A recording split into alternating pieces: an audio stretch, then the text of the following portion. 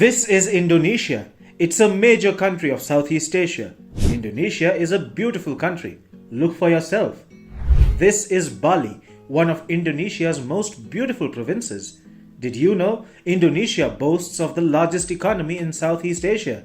It is one of the world's emerging market economies and therefore it is part of the G20 grouping of nations.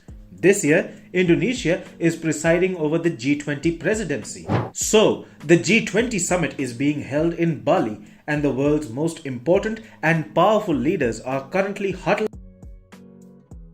This year's G20 Summit is by far the most awkward one. You see, the Western world, led by the United States, wants nothing to do with Russia, at least in terms of optics. It wants to punish Russia for its invasion of Ukraine and condemn Vladimir Putin for the ongoing war. Within the G7 grouping, Russia has been condemned without restraint. But G20 is different. It represents economies from around the world and not just a coterie of like-minded Western countries. To top it all, Russia is a part of G20. So, the group must tread carefully. And the summit's host and president for this year, Indonesia, is making sure of it. Senior Indonesian politicians are calling on Western leaders to make concessions in talking about Russia's aggression in Ukraine. This is being done to ensure that the G20 countries sign a joint declaration at the end of the summit in Bali. For any host country, the joint declaration is by far the most important piece of document that can come out of a summit. And Indonesian President Joko Widodo wants Russia to be a part of the joint declaration. Even one member, in this case Russia, refusing to be on board the declaration will greatly dilute the statement's value and stature.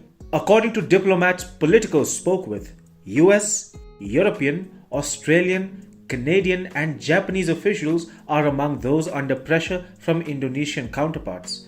President Joko Widodo is himself lobbying with Western countries to convince them to show quote-unquote flexibility and consider using less tough rhetoric against Moscow.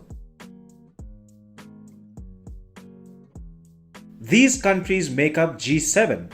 On the other hand, here's what the map of G20 looks like. G7 is a clique of rich Western nations and of course Japan. That grouping doesn't represent the world. G20, on the other hand, is much more diverse and doesn't aim to cater to Western interests alone. G20 has countries like India, China, Saudi Arabia, Brazil and Indonesia. These countries don't want to ruin ties with Russia just to please the US and its allies.